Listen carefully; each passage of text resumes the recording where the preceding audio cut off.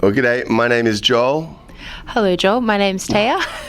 Hello, Taya. My name is Matt. And I'm JD. And we are from Hillsong United and excited to be talking to you. And we have a new album out. It's called Wonder. And we're very, very excited about it. And it's something, I mean, we've done quite a few albums now. Maybe you don't know that. If you don't know that, that's great. But this one is very special to us. And we went into it kind of treating it like it was the first one that we've ever done and treating it like it's the last one we'll ever do. I don't know if it is the last one we'll ever do, but that's the way we looked at it because we just wanted to make sure that if we're going to be doing this thing, that we want to be giving it our absolute best, and I feel like we did. We've spent the best part of the last 8, and probably the best part of the last year just working on this thing and just believing that the songs are going to be something that are honest and are timely for what's going on in the world right now and what it is that, you know, God, who is never changing, is trying to say and wanting to reveal to those of us who are alive and breathing in the earth right now. So, you know, I feel like it's something that is, even for us, singing the songs and listening back to it, it feels like there's a whole lot of just what God's been doing in our own lives and our own journey, and a whole lot of just looking into the future with a sense of hope and joy and a sense of really believing that God is who he says he is, that he's doing what he said he's going to do, and that he's in complete control. And the future is something that we should look to full of expectation, with an awareness that God always moves in unexpected ways. And so that's kind of a little bit of the story of why the album. But we're glad to be here. So, any questions now? Okay. Do you want to take that one? Yeah, is it Kate? Right, so Caitlyn is asking, what's your favourite song on the album and why? Oh. I think, it's so hard. It kind of changes on a daily and sometimes a weekly basis for us. We've been able to listen to these for the last few weeks. But at the moment, I would say there's a song called Future Marches In, which is track 3. Is that right? Yeah. And I just love the way it sounds. But even more than anything, the message of that song for us, even today doing this, reading the newspapers is actually quite shattering, and there's so much in the world that can cause us to fear the future. But the truth is, if we trust God and his plan, which is the truth, we actually have so much to hold on to. We have so much hope. And so I think it's a really fun song, but also kind of helps us declare the truth that, you know, in the midst of everything going around, which, you know, we never meant to completely understand, but the future is bright for us, and we serve a God who does love us, and he has a way of turning the mess of this world into, you know, his message of love and hope. And as his word says, he's working all things together for good for those who love him. So we've got incredible hope as we can march into the future. It's fun. Future Marches In, track 3. Check it out. Can you describe the sound of the new album? Should you take this one? No, you got it.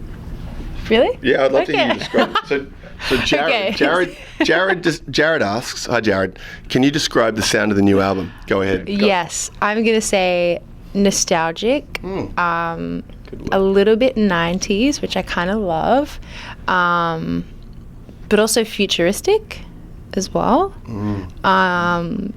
I think I described this once before, and I was like, there's drums and there's guitars. But I love it. And I love it because it's actually quite diverse, and there's a lot of different types of tracks as well, whether you want to just like sit and listen and chill out, or maybe you actually want to get up and dance and have a lot of fun. So yeah, I don't know. I think there's something for everybody.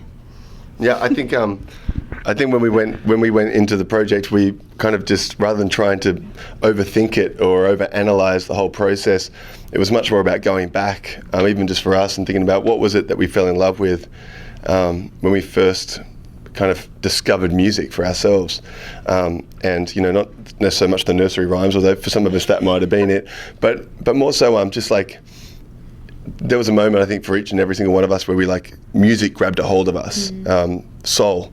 And there was this thing like, I just want to be a part of making music. And so we would chat and talk about all our favorite artists and, just experiences, like telling stories, like nostalgic kind of stories of like, back when we were 12 and hearing a certain song for the first time and just having to save up money for like 2 weeks to kind of go and buy a single, and then just reading the CD booklet and like putting it on and just listening to it and repeat. And it was like this really special thing. And I think now, because we live in an age where, we consume things so quickly, and so music's so accessible, it's a different experience for people, but it's also easy now to just jump online and to kind of go in a vortex of like finding new music and experiencing something. And so we were just thinking about that, and in the same way, I guess we the message of the album was like, what did we first fall in love with when it came to our faith? Like, why did we fall in love with Jesus? What was it that kind of grabbed a hold of us? And I think we tried to kind of take those two things and mesh them together in a way that is honest. That's what the album is. That's how it sounds.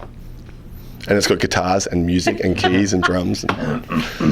Rocker. Rosa asks, where's your favourite place to play live? You can say the front of the stage. Thank you. Great question, Rosa. Are we talking about like geographically or okay? I think for all of us, there's something special always about going to places like South America where the people are so passionate and crazy and in love with Jesus, and you go to these places and that's exactly what it is. It's something you'll never forget, because there's thousands and thousands and thousands of people who come to the nights, and it's just incredible. I remember Colombia was pouring down with rain, but still there's just a crazy amount of people, endless, and they all stayed and they were going mental. Mumbai, I could go on, all these places. I think for me personally though, there's nothing like being at home, just in like our local church and doing that. But I think everything's got its reasons why, so I don't know. For me, it would be one of those places, I think. Okay. Yep. Christy asks, can you share a secret about another band member that fans might not know? I'm trying to think. About one of us. Or it could be bad. Let's do it about someone who's not here. Okay, Michael Guy Chislett, for example, he plays guitar, he's helped produce the albums. He often sleeps with garlic in his socks.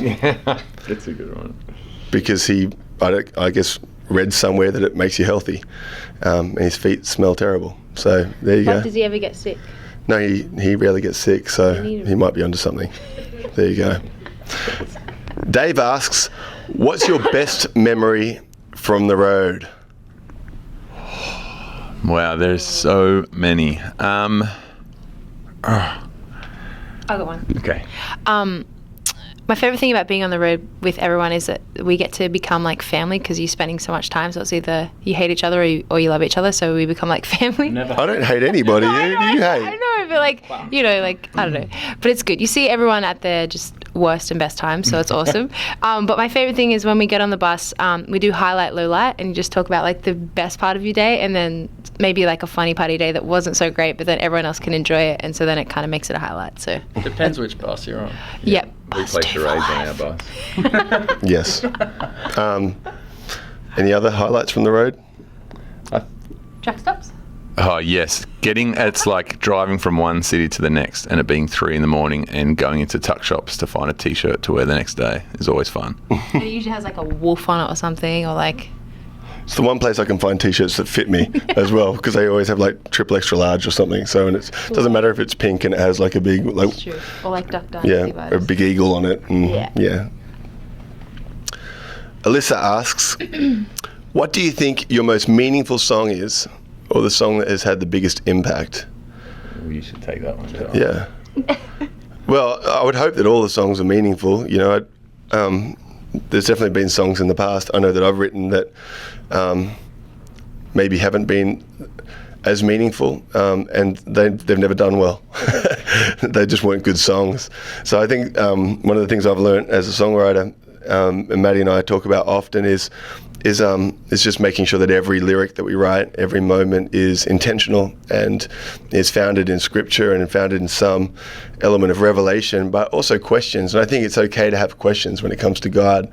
I think sometimes we get really good at feeling like we have to have all the answers, especially as Christians. We're like, well, we have to have all the answers or else we're not mature or something. And, I look at, Jesus, he always responded to questions well, and he often responded with a different question. And I think sometimes he knew that if he was going to give a direct answer, it would be misinterpreted by those, because there's so many different people who could hear his voice, and so people love to, apply what they hear to whatever their worldview is or what they're thinking, and I think that's kind of songs serve the same purpose in many ways. So a lot of the songs that we write, often they pose questions of God, sometimes subtlety or in a subversive kind of way that I think helps people, especially within the framework of music and art, to connect with something deeper than our brain, which I think God's always after. He's after our heart, and so that's been a cool thing. And I think what is actually the coolest thing about it is when it comes to the biggest impact, you can talk about a song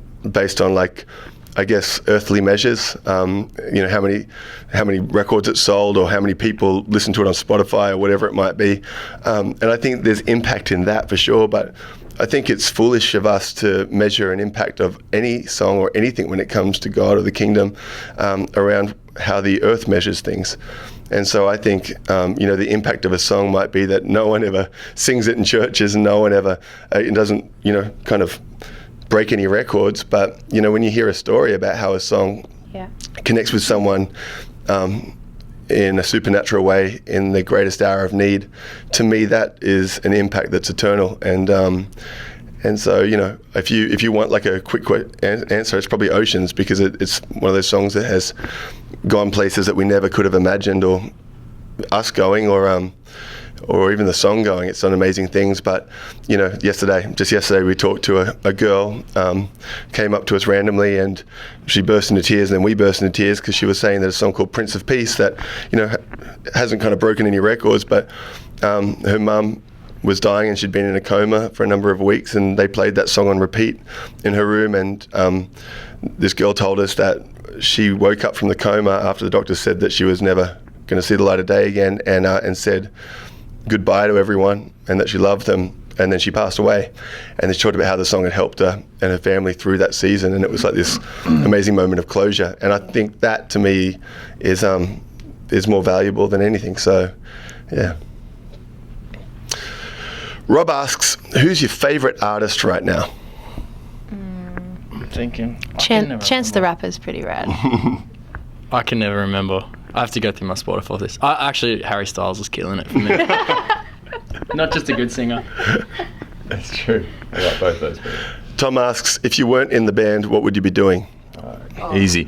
I would be, the band also means I'm working in church, which is what we do, and that's what I want to do. But if it wasn't that, I would be hosting a travel show on television. I would watch that show. Yeah. Getaway. Remember Brilliant. growing up watching Getaway? Yeah. We had a show in Australia called Getaway, and I was like, that is either that or be a water slide tester. That's another thing I'd like to do. Correct. Anyone else? Reality, I'd probably still be selling clothes. But I loved it, though. I love fashion and I love people. Retail so or reality? Oh, retail. Yeah. Yeah, 100%. You could be a hairdresser as well. Oh, thank you. I maybe don't ask Crocker that, because I gave her a really bad haircut once, so I probably wouldn't be doing that. But if I wasn't doing this, and say like I had no voice and I wasn't in church, like working in church and stuff, I would be a triathlete. I would really try. You try to be an athlete, very good. But I love it. I've never heard that before. It's brilliant. Do you mean like you'd try to be an athlete, or you'd be a triathlete, like you would swim, run, and ride bikes? I'd try to be a triathlete. Yeah. So it's like run, eat, Yeah. bike, eat. I would be a try-hard athlete. I don't know. I'd probably be landscaping still. Okay. That's it. Yeah. Oh, thank Bye, you, everyone. guys. We love Yeah. you. We love you. Bye. We're friends, I Cover our own promise. questions.